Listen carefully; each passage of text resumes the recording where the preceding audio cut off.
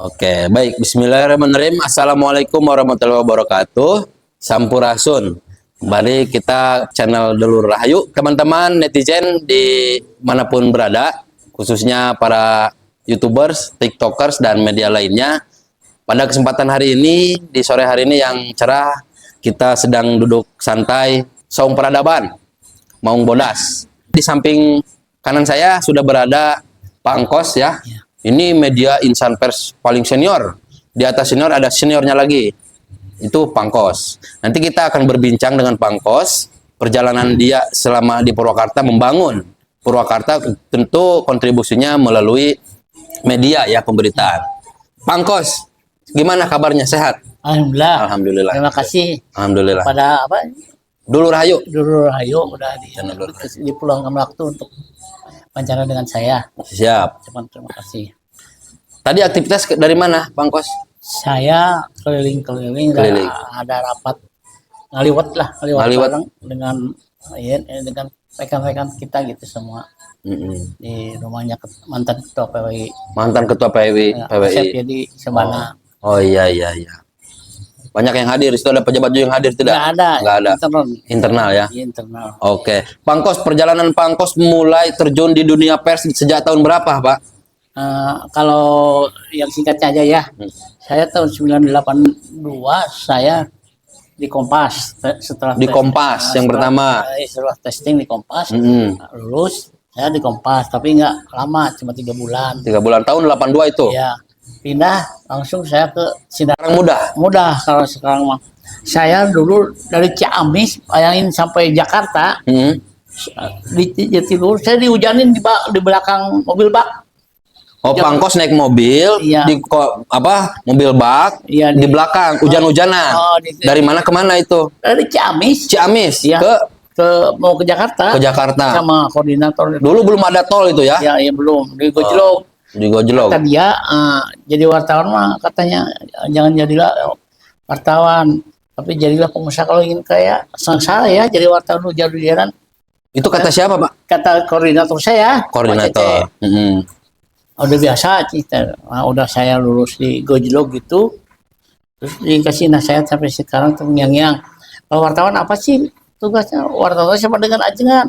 Ajengan. Sama dengan ajengan. Gitu. Oh, kenapa bisa begitu? Kalau ada yang ini, jangan dikasih duit, diam, beritain. Itu tugas wartawan. Kalau nggak diberitain, harus tanggung jawab dunia akhirat. Kata koordinator saya Sinar Harapan, Pak Cece. Itu saya ikutin perintah dia gitu. Gak bisa, memang risikonya gede, antara risiko dan ini tuh gede. Pengalaman saya sampai terus terang aja, saya pernah di zaman penembak misterius dulu di Ciamis. Penembak misterius. Itu mau ungkap jangan itu. Nggak apa-apa. Iya, saya waktu itu tapi belum di Sindarawan juga. Saya didatangin, jadi jangan diberitakan. Saya kan nggak ikut kumpul dengan itu di Kodim.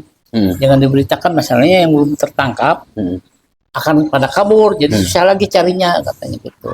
Cuma ngabarin aja sih. Gitu. Terus yang kedua, risiko saya yang paling ini kan, saya di jambret sampai dicari, ada 7 motor nyari saya ke rumah ke mana-mana gara-gara berita. Gara-gara berita. Terus dengan kepolisian, saya di Subang.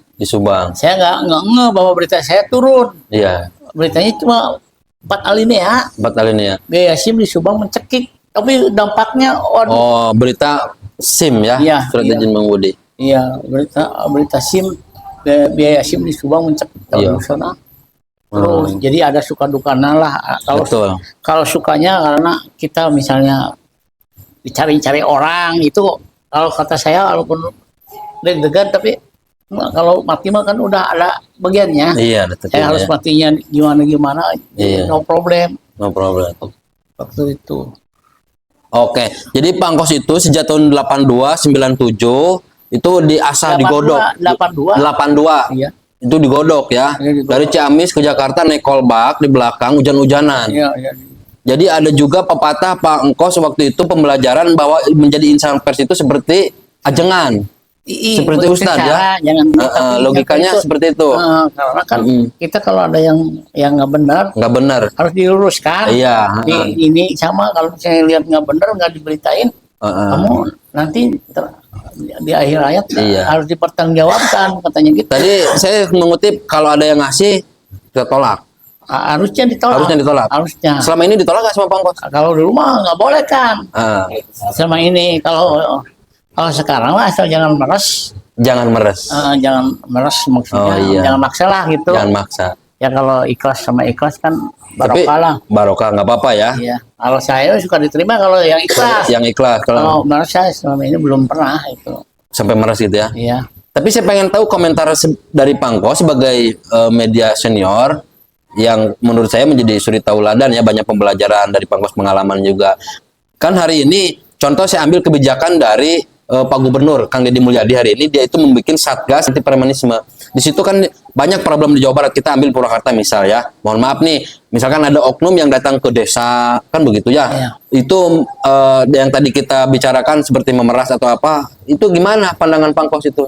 Itu kan banyak yang dikatakan kelompok. Itu program bagus. Iya. Masalahnya terus ya dengan adanya program tersebut kan ke pabrik-pabrik kan harus ngasih uang, oknum lah kan ada oknum Karang Taruna, oknum LN dan sebagainya. Itu kan dengan program itu bahkan salah satu desa di ini nggak saya akan sebutkan sekarang kan periksa di Polres karena mau masuk kerja katanya sampai 5 juta sampai 15 juta sama oknum dipintanya. Nah dengan adanya program yang Deddy Mulyadi kan ya anti premanisme. Iya anti premanisme itu sangat bagus lah. Kalau menurut saya, kalau mereka nggak bersalah, nggak usah takut. Nggak usah takut kalau nggak bersalah. Tapi kalau bersalah, ya itulah risikonya. Dan kebanyakan kalau ke desa, itu harusnya kan wajar lah kalau ada tamu suruh ngisi buku tamu. Nah, ini nggak mau. Bukan nggak mau, desanya nggak ini. Langsung kasih amplop beres padahal. Itu kan budaya begitu tuh, maksud saya gimana tuh Bang? Itu harusnya ini mohon kepada pemerintah daerah mengitukan ke kepala desa jangan itu kan budaya yang jelek lah. Kalau salah jelek datang kasih amplop. Terusnya tanya apa kepentingannya ini. Banyak kan Bang Kos ke lembaga aparatur pemerintah ya, pemerintah desa, kecamatan, dinas kan harusnya tanya terus kalau harusnya tes lagi dia. Coba gimana hasil karyanya, suruh nulis berita, ditunggu bisa nggak dia gitu. Itu harusnya, tapi kebanyakan karena maaf ya, mungkin di desa ada celah yang salah. Jadi mereka kadang-kadang merasa ketakutan gitu. Nggak mau menghadapi, ngasih aja amplop. Iya, nggak mau banyak omong lah, ngasih amplop. Amplopnya diterima juga. Ya, maksud saya itu, apakah media yang terverifikasi dari Dewan? Siapa itu Bang? Terlepas itu ya. Terlepas apakah verifikasi atau tidak. Yang jelas. Yang saya sangat prihatin gitu ya. Iya, prihatin. Ya banyak media di luar seperti dari Cianjur, oknum media. Dari luar juga ada itu. Oknum wartawan dari Cianjur, dari Bandung Barat, dari luar Kabupaten Purwakarta pada datang ke sini. Karena terlalu mudah si kepala desa itu ngasih duit. Iya, jadi datang oleh kesempatan gitu. Tapi ada juga Pangkos kelompok yang terupdate ya, saya dengar bahwa ada kelompok-kelompok salah satu pejabat di Purwakarta itu dia itu sempat dijebak oleh perempuan, lalu kemudian kelompok ini semacam kayak mata elang ya, tapi dia mengatasnamakan wartawan loh. Dia sampai ngejar ke rumahnya gitu loh. Itu siapa sih itu? Udah salah gitu kalau ngejar ke rumahnya. Masalahnya kalau masalah perempuannya itu kan masalah pribadi. Jadi yang dampaknya itu kembali kepada nurani kita. Dampaknya kenapa? Dia punya istri, punya anak. Kalau sampai diberitakan, nanti anaknya yang nggak punya dosa kan jadi olok-olokan di sekolah. Itu berarti bukan orang Purwakarta, media Purwakarta bukan ya? Nggak tahu, terlepas ya oknum yang gitu. Jadi kan kembali kepada nurani. Kalau misalnya kita memberitakan bagaimana kalau anak kita terjadi pada kita, anak kita diolok-olokan sampai nggak mau betah sekolah. Terus ini istri supaya bunuh lah karena itu kan udah sedih lah, itu prihatin lah saya. Dulu saya sempat mendengarkan statement Kang Deddy Mulyadi sejak jadi Bupati Purwakarta, sejak dia jadi wakil dewan, kemudian wakil rakyat, terus kemudian jadi wakil bupati. Sebelumnya itu di Pemda banyak, baik ya mohon maaf ya dari organisasi masyarakat, lembaga swadaya masyarakat, lalu kemudian media, infrastruktur itu di Pemda banyak yang nongkrong. Tapi sejak Kang Deddy jadi bupati itu jadi bersih. Nah, lalu kemudian kita tarik hari ini ke bupati kita yang baru, Om Jen, Bupati Aing. Bagaimana sih kondisi di pemerintahan daerah? Kan Pangkos mungkin menyaksikan ya, Iya. waktu jadi zaman Kang Deddy dan hari ini Om Jen itu bagaimana kondisi di Pemda ataupun hubungan pemerintah daerah dengan teman-teman media pers? Oh, mohon maaf ya, saya bukan ini. Terus terang aja kalau pemerintahan Om Jen, saya pikir fotokopinya yang Deddy Deddy Mulyadi. sampai dia menargetkan, kan di Purwakarta itu ada 150 km jalan yang rusak Iya, berat. Dalam waktu 3 tahun itu harus selesai semua. 3 tahun targetnya ya. Targetnya 3 tahun harus jalan harus mulus lah gitu. Itu target bupati nih. Bupati Om Jen. Bupati Umjen.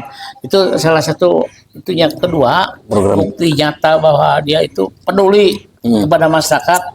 Contoh ada salah satu lapor koran Sangkim. Oh, yang kemarin Bang Sangkim ya, rumahnya yang dibongkar itu ya. Yang ambruk. Yang ambruk. Iya. Heeh. Terus karena dia konsisten ya bahwa cepet tanggap datang ke lokasi. Om Jen datang ke rumahnya. Ke lokasi langsung diperbaiki dan beres. Sekarang udah beres. Iya, udah beres. Itu salah Alhamdulillah ya. satu bentuk iya, kepedulian betul. Om Jen kepada masyarakat. Terus kedua ya jalan kan bersih. Dia kan dengan program-program yang baru ya seperti ngosrek ya. Ya, artinya ngosrek itu bukan dari sekedar bersih. Iya. Tapi bangun karakter dan moral ASN. Nah, karakter dan moral. Jadi singkatan dari ngosrek itu sendiri ngoret, bersih dan berseka itu singkatan dari ngosrek sendiri gitu kan. Alhamdulillah sekarang udah dirasakan ya itunya apa manfaatnya ya, kan tidak boleh ada jukut-jukut yang sekitar ini. Selain ASN digerakkan juga masyarakat bergerak. Bahkan sampai hari tadi dia kan di daerah tol Sadang itu kan dilakukan lagi ngosrek. Saya sangat mengapresiasi Bang Kos ya kepada Om Jen yang sangat peduli kepada masyarakat dan kepada kebersihan dan ini sangat peduli. Terus program yang baru diluncurkan ini Nyah Kaindung, gerakan Purwakarta Nyah Kaindung kan nggak ada. Seingat saya itu di kabupaten lain belum ada yang program sendiri gitu. Makanya saya sangat kagum lah kepada Om Jen. Ini sekali lagi saya kelihatannya Om Jen ini fotokopiannya Kang Deddy Mulyadi. Ya gitu. Tapi kan selain ngosreknya Bang Ngos tadi saya singgung bahwa kemarin juga saya melihat di media sosialnya Om Jen, dia juga menertibkan bangunan-bangunan liar ya sepanjang jalan dari Sadang ke Subang ya. Sepanjang jalan itu Sadang, Cempaka, Cipeundeuy dan Subang Kalijati. Di situ kan banyak bangunan-bangunan yang tidak berizin. Saya melihat itu setiap Kalijati mah bukan. Iya, maksudnya sepanjang jalan itu dibersihkan ya bangunan-bangunan. Karena di Subang juga sama, di Kalijati itu kan ditertibkan Pak oleh kepala daerah di setempat di sana. Ya. Bagaimana pandangan Pak? Kan di situ juga banyak pedagang-pedagang ya tentu ya di pinggir jalan ini, khususnya yang ada di daerah Sadang sampai Cipeundeuy sampai perbatasan Purwakarta Subang ya. Bagaimana pandangan Pak Engkos? Di situ kan ada masyarakat yang mengadu nasib di pinggir jalan. Sementara kan bangunan ini tidak berizin juga. Kan kemarin banyak dibongkar tuh. Tapi maaf ya, ini kita harus melihat dari sudut pandang. Kayak meja ada segi 4. Kita mau lihat dari sudut pandang mana? Iya. Kepentingan pedagang atau kebersihan umum ya? Iya, umum. Agar Purwakarta istimewa. Betul. Ini mau dilihat. Kalau menurut pandangan dari Purwakarta istimewa itu bagus. Karena dengan adanya pedagang-pedagang ini, kesatu mungkin kebersihannya kurang bisa diituin lah gitu ya. Berarti selama ini Purwakarta nggak bersih ya 5 tahun kemarin? Saya nggak ngatain gitu. Yang jelas dengan kriteria Om Jen sekarang sebagai bupati ya yang mencetak beberapa program yang baru itu saya sangat kagum dan apresiasi sekali. Setuju. Mendukung ya gitu. Tapi Pak Kos di lingkungan udah ngosrek belum? Ngosrek itu alhamdulillah ya. Langsung kepala lurahnya yang. Jadi tadi kata Om Jen itu ngosrek ini untuk membentuk karakter ASN ya, dan masyarakat ya, bukan hanya tindakan bersih-bersih saja. Iya. Oke. Jadi lebih dari sekedar bersih. Iya, lebih dari sekedar bersih. Membangun karakter dan moral ASN. Iya. Karena memang dari sejak dilantik saya lihat Om Jen selalu melakukan tindakan-tindakan yang sederhana ya. Meskipun di situ juga banyak orang yang tidak sepakat ya, ada yang pro dan kontraknya. Hal yang wajar. Hal yang wajar ya Pak Mas ya. Wajar yang kalau ada yang pro dan kontra itu wajar kata saya. Yang penting niatnya kan kita baik. Yang jelas selama kepemimpinan Om Jen hanya beberapa bulan udah terasa. Udah terasa ya. Tadi udah saya contohkan. Iya. Bang Sakin. Iya. Bang Sakin yang ambruk rumahnya dengan cepat tanggap, dia memperhatikan kepada Bah Sangkim, ya. Itu kan kalau saya lihat adalah bentuk dari pedulian, termasuk juga jawaban dari program yang memang ada 3 gagasan besar ya yang Om Jen gagas pada saat itu. Yang pertama kan jalan mulus, imah aralus, rakyat kaurus. Jalan kan sudah ada beberapa yang memang sudah terjawab bersama Om Jen diselesaikan, dan mungkin yang belum mungkin dalam tahap perencanaan, tahap realisasi kan begitu. Terus kemudian imah halus yang tadi mungkin salah satunya rumah Bah Sangkim kan. Om Jen juga menjawab hal itu. Kemudian rakyat kaurus kan banyak yang mengadu ya masyarakat. Salah satunya ada yang terkendala di luar negeri ya. Kemarin juga dibantu sama Om Jen. Kemudian warga yang sakit, kemudian yang lain banyak lah urusannya. Itu kan sudah terjawab. Bagaimana sih menurut Pangkos juga dari sebagai media insan pers dari 3 gagasan besar Om Jen itu, memang itu yang terjadi di lingkungan apa ada yang saran masukan gimana?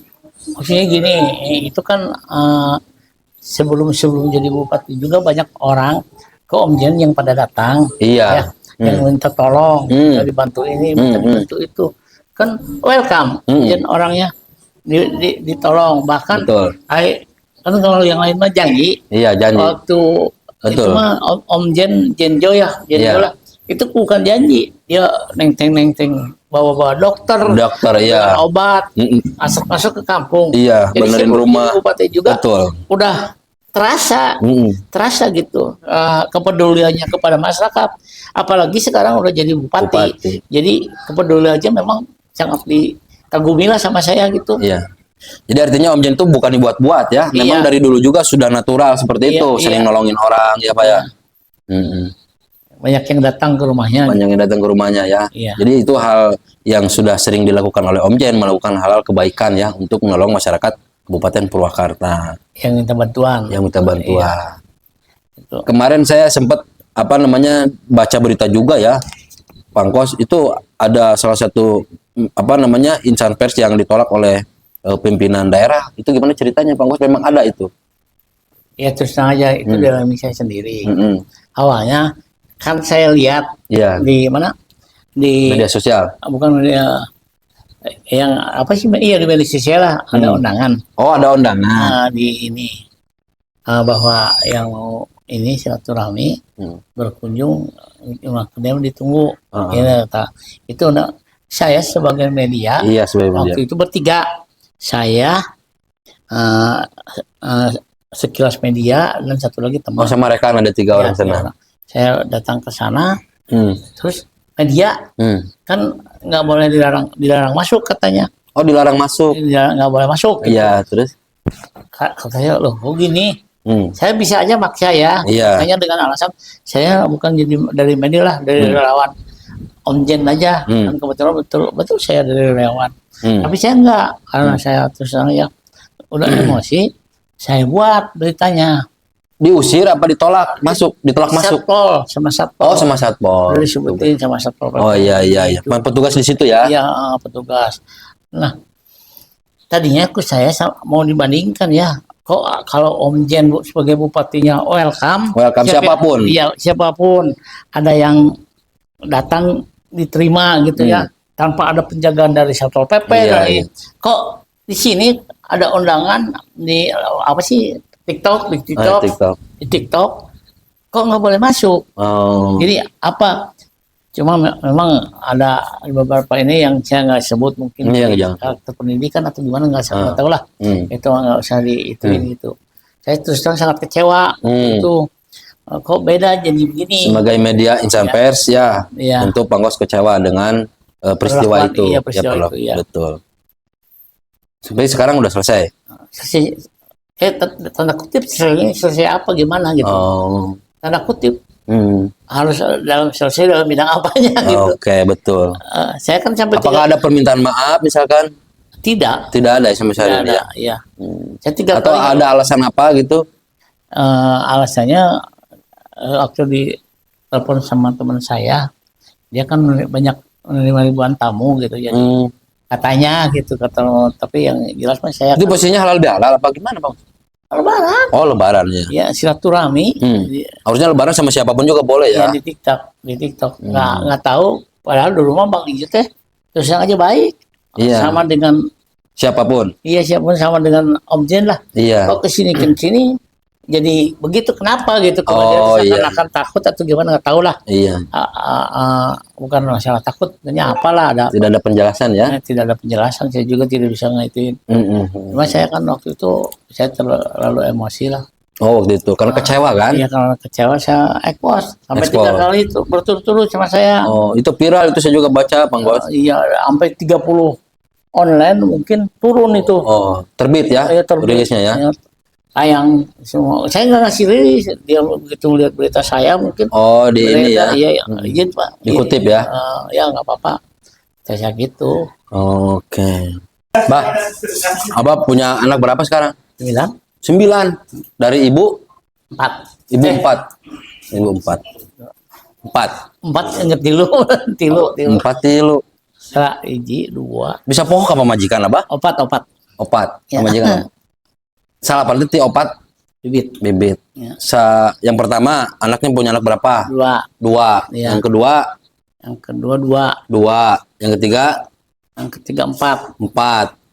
Yang keempat? 1. 3 tambah 1 4. Iya kan? 3 sama 1 4. Tambah 4 8 menurut Mbah? Budak teh. Pertama 2. Pertama 2. Kedua 2. 4. Ketilu 4. Oh, 4. 8. Nuka 4 hiji. Oh, jadi 8. Itu yang isi pertama usia sama lah ya. Enggak. Beda berapa tahun? Sekitar 5 tahunan. 5 tahun. Istri yang kedua?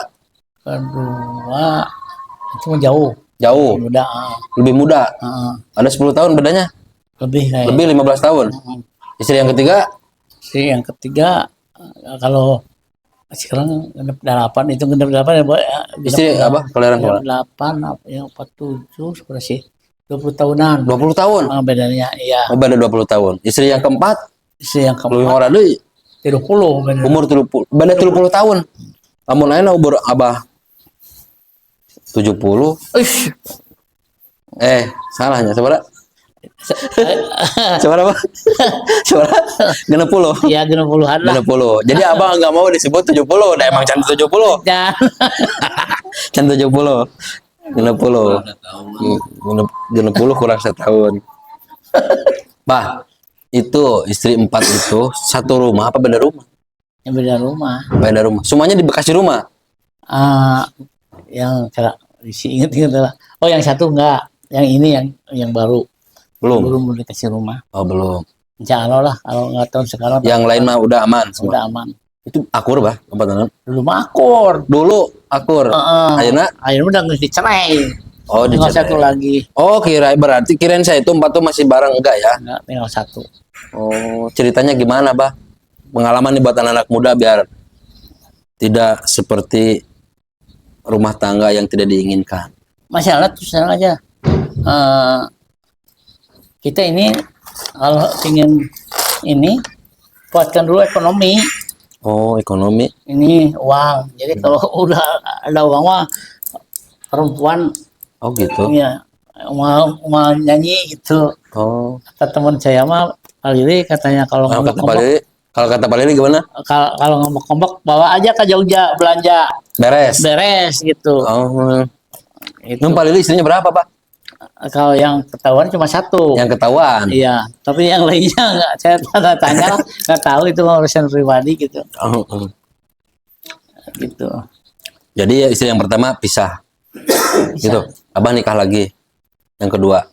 Enggak. Oh, masih berarti yang satu. Jadi, Gimana ceritanya? Ceritanya 4 itu kan istilah Sunda mah nyandung. Emang akur, ketahuan, tahu semua ya? Tahu. Hari ini bubar Bubar yang 4, karena nggak ada cuan. nggak ada cuan. Sisa satu yang terakhir. Ya, pensiun. Saya pensiun 2005 di Suara Pembaruan. Jadi itu pensiun 2005. Saya terus terang coba-coba jadi bos bebek, peternak bebek. Iya. Cuma waktu itu batinya bersih. Separuh itu cuma 15.000. Kecil lah. Satu bebek. Bukan. Dari telur. Telur bebek. Telur bebek satu hari itu 15.000 ah. Ini enggak inilah. Memang ada setelah dipotong pegawai segala macam Pak. Para bebek ini bagian 15.000 bersih lah. Bah, dari keempat istri ini yang paling Abah suka yang mana? Nomor 1? Sama nggak ada. Sama aja. Nggak ada. Yang paling berkesan? Berkesan. Semuanya sama sih, ada suka Sama. dan duka ya. Yang paling galak ada? Paling galak yang itu pengelejar. Pengelejar galak. Benar. Galak yang dari pengelejar itu. Katilu. Itu nomor 3. Ya, Galak. galak itu mah. Nggak ada cuan kali, Bah? Kalau galak aja. Kalau ini teh kayak engang gitu.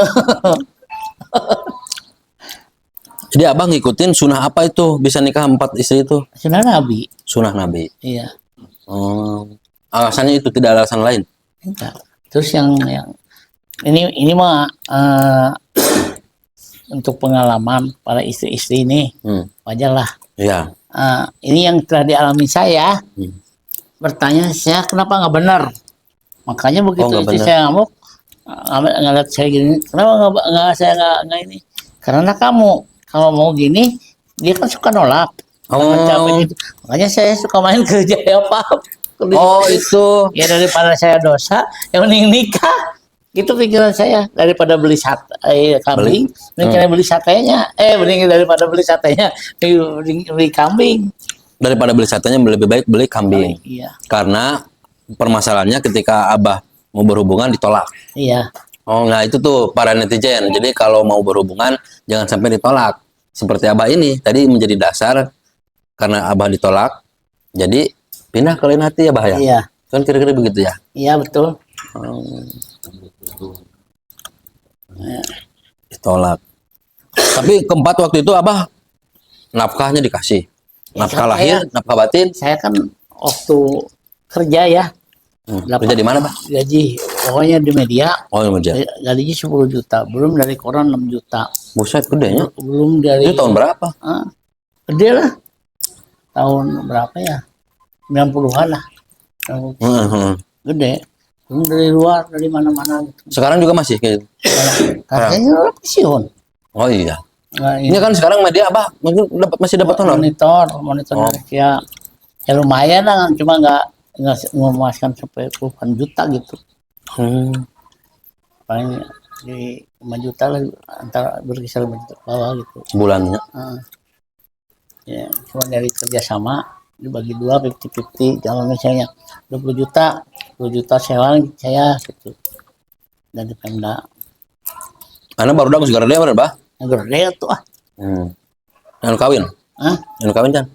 Ngararawin. Oh, karena Itu sebenarnya tanya tuh. Incu sabar Incu. Dua. Genep. Sebenarnya iya masalah ini. Pamajikan opat, budak salapan, Incu genep. Iya. Cicit tanah cicit. Ya. Ari Abah saudara seberapa orang? Kandungan. Saudara Abah, lancek adik. Loba sarua. Nah, Jadi Abah aslinya di mana di Purwakarta? Ciamis, Banjar. Oh, di Ciamis. Ya pun Banjar Patroman. Di ini. Incu luar biasa. Bah, untuk menjaga kebugaran, menjaga awet muda itu gimana, Bah?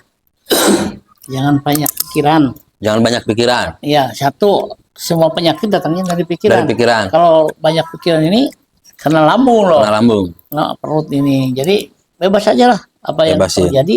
Mungkin udah kendak Allah, jadi nggak ada mengeluh atau apa gitu. Mun hayang kawin deui. Kawin deui, aya awewe nama. Gitu teman-teman. Hari jangan awalnya jangan udahekeun. Jeung udah heke Hari eta dulu apa waktu mau nikah lagi izin dulu enggak ke istri? yang nggak izin geus ketahuan ke arah. Oh, enggak izin. Enggak. Ketahuan jadi bubar. Itu bubar, Henteu. akur. Oh, aku heula nya. Ya sampai Karena sekarang apa? kan yang ketiga mah suka ke rumah mantan istri. Oh, kurma nengokin gitu ya. Heeh. Hmm. Tuh main ke rumah biasa. Sampai kemarin ditikahinya sama saya Hmm. di apanya di Oh, istrinya yang ketiga nikah lagi gitu. nikah lagi ditikahin sama saya dengan istri saya Oh. di rumah saya. Makanya om yang yang bisa gitu Sama Abah dinikahin lagi gitu. dinikahin orang Jakarta. Itu bisa sampai ke level itu gimana, Bah?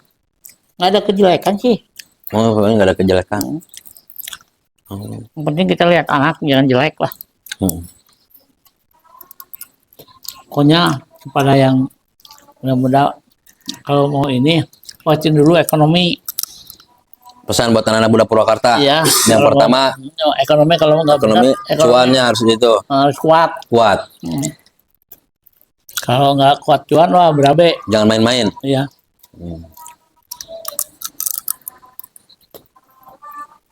Tujuh. Ada lagi, Bah, yang mau disampaikan buat teman-teman anak-anak muda di Purwakarta? Buat khususnya para penonton Dulu Rahayu. Soalnya gini aja. Jadi apa yang terjadi itu udah kenal Tuhan, jangan dipikirin. Jadi kalau banyak pikiran nanti ke lambung. Jadi ini penyakit lah. Jadi penyakit. Bebas aja. Ikhlasin aja ya. Ya. No problem. EGP emang gue pikirin. EGP emang gue pikirin. Ya. Gitu. Nah, udahlah. Ya. Ada lagi? Ada. Udah. Closing statement. Ya. Closing statement Ya, apa? closing. Terus dulu. Oke, teman-teman para netizen di Dulu Rahayu, obrolan di sore hari ini alhamdulillah sudah kita tadi perbincangkan dengan Mbah Kosim media Pak pers Koswara. Pak Koswara. Sorry, Kosim. Koswara, guys. Mohon maaf. Salah menyebutkan narasumber Pak Engkos yang sudah melalang melintang di dunia insan pers. Pangkos kan ya? Ya. Ya, salah. Pak Engkos yang lahir di Ciamis, di Tanah Galuh. Hari ini ada di Purwakarta. Pak Engkos sudah berkontribusi di dunianya.